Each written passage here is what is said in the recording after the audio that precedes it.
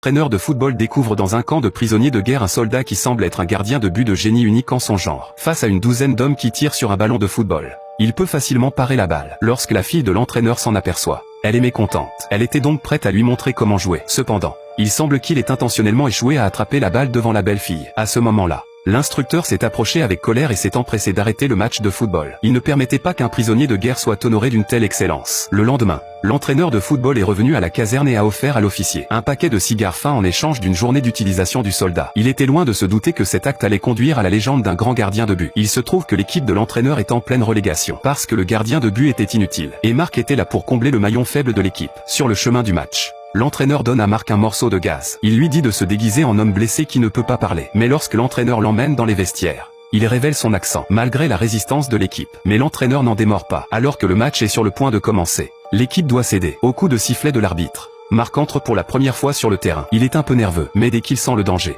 il est prêt à l'affronter. Lorsque l'adversaire a tiré, il a plongé et a fait une parade. L'entraîneur a applaudi avec enthousiasme. Le propriétaire de l'équipe de football était choqué. Mais la performance de Marc ne faisait que commencer. Il était une barrière infranchissable contre les assauts des adversaires. Grâce à ses mains extraordinaires, il a réussi à garder le but intact. La foule de la ville est choquée par sa performance. Il n'avait jamais vu un tel gardien de but. Mais Marc n'était pas seulement un grand gardien. Il était aussi un grand tireur. Il est même doué pour le handball. Il a lancé le ballon à ses coéquipiers à l'avant du terrain et a formé une contre-attaque rapide. Ses coéquipiers n'ont pas laissé passer l'occasion et ont réussi à pénétrer